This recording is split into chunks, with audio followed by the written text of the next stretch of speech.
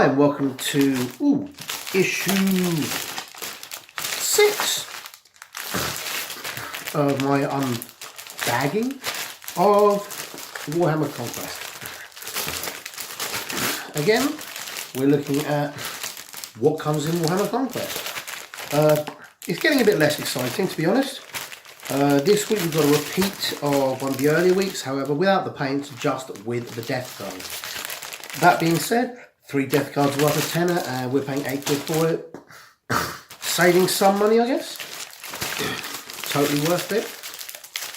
It'll be interesting to see how they do some of the bigger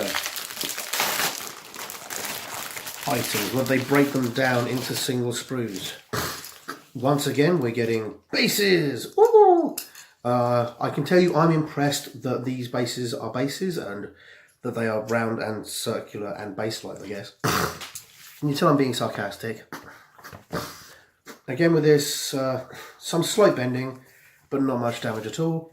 You have to forgive me, I've got a bit of a cold. There's always something going wrong with me.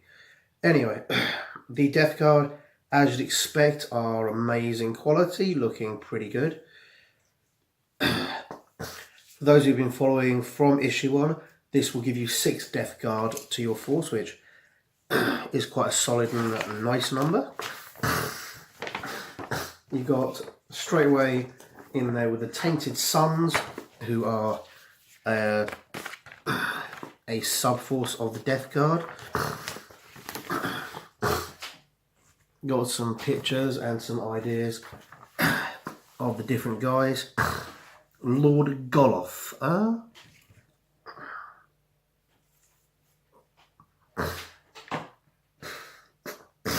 Lord Goloff doesn't seem to be one of the death cards we have already, so one can only hope that at some point in the future he's going to be a model we get. They have yet to release a character in this for death card. At the moment we've got 1 character out already, and something which we'll discuss later, by the looks of it, another character on the way for Primaris. The death card are slightly behind. They seem to have opted to increase the size of your force first. That may be to balance the battles or something, I don't know. You've got a little bit of feature by Mortarion and Scourge of the Stars. There we've got some Death Guard organisation, giving you an idea how the Death Guard works and how the Death Guard organises itself. But I've just got something in my eye. Oh, ow. Bit of dust there. Yep. There's the Death Guard, there's the different companies. And there's a bit on how a Plague Company organises itself, which is a little weird because you've got 7 Plague Companies under the Legion command. You'd have thought they'd have gone for chapters, being as the Death Guard basically exists as a legion rather than the smaller chapters. In theory, there's got to be about 10,000 Death Guard because that was the average of a legion. And yes, they've lost some, but you're still kind of treating it like a chapter of Space Marines. One can only assume that there are multiple legions, or at least multiple chapters within the legion, which is why you get the Tainted Sons and other things. Oh no, it does say here the 7 Plague Companies each contain thousands of warriors. So, despite the fact they were referred to as chapters in the Horus Hearsay books, in this they're organising it as companies, which is frankly a little odd. But then your companies are broken down into cohorts on the 2nd page. Okay, fair enough. And then broken down into something else. Nice. You've got some more colour schemes there, which are very nice. Oh, yet more there.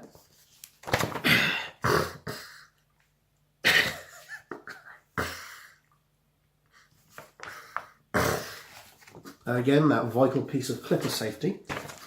And then how to remove the Plague Marines and build them.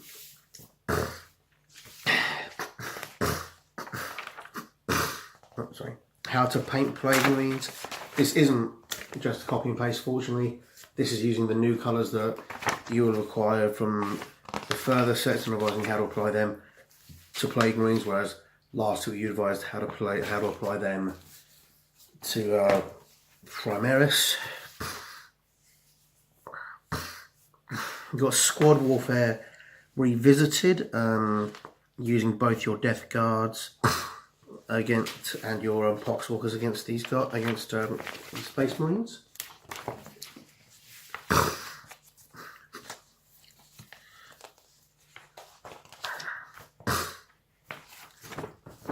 Re-going over unit movement now that you've got multiple units. Re-going over splitting fire.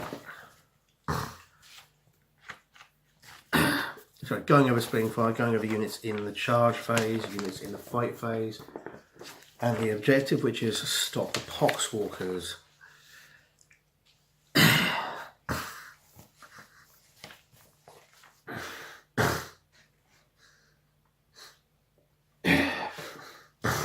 Here we've got the basics of your bolts, your rapid fire bolt gun, your plasma gun, and your Blight launcher, explaining what the rules are and what the stats are for those, which is quite nice. Still trying to get you to subscribe. Frankly, with all the freebies you're getting, it's still actually worth subscribing. You're still getting more than if you do what I do, which is just go down to your local newsagents and buy. Although, for the most part, my local newsagents has been reliable. And on the back page, it's telling you what you're getting. The next issue is Non-Oil and Agrax Earthshade. And yeah, as I said, issue after that, you've got another Primaris character. Don't get me wrong, I like the idea that you're getting a Primaris character.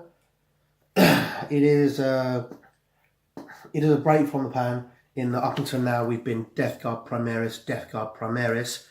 Then we're going just paints and then Primaris. So instead of alternating weeks, you're getting a double up. Again, about £10 worth of stuff. And a character, I'm not sure how much, Primaris go for, which is ironic because I bought one the other week and you can see I've got him half built. I got distracted and started building the Primaris character just because he's a really nice model. Yeah. The Agrax Earthshades go, depending on where you get them, anywhere 450 to, I think they're 450 each, possibly £5, but you're still getting a little more. That's probably the least value. Then you're going up to the Primaris, who I believe is something along the lines of £20. I will have to check that actually.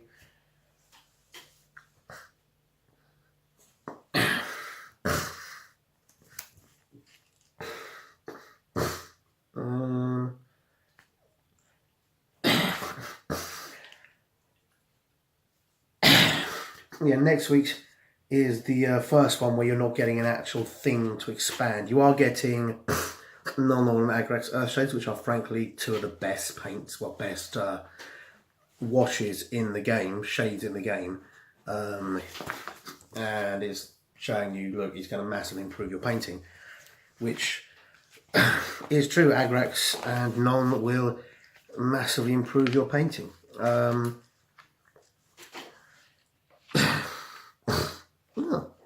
Wow, yeah, there's quite a lot of division in the Death Guard. Just looking back into it, obviously, sorry, just flicking back and forth with it. Obviously, sorry, back on point. Division, episode 8 is going to have the Librarian, and obviously that's then going to have the Psychic rules, and be introducing those into the game that you're playing. Many of you will already be playing 40k and already know the Psychic rules at this point. But for those of you who are learning via the magazine, that's the next step, a set of rules, and the next step in learning the rules. Yeah, looking at a whilst the terminology is different from what I've expected, looking at the breakdown of the death card, it is a breakdown into legions and companies and chapters, and then you have maledictums. You know, your cohorts further divided up into 2 maledictums, which are made up of 7 colonies of plague marines. The maledictums commanded by death card lords. So everything divides up into 7.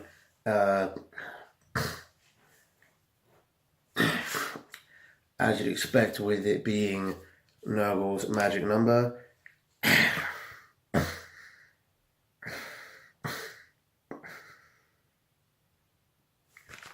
Some fantastically gruesome details in here, like what plague marines look like under their helmets, the fact they're boils and pus and everything nice.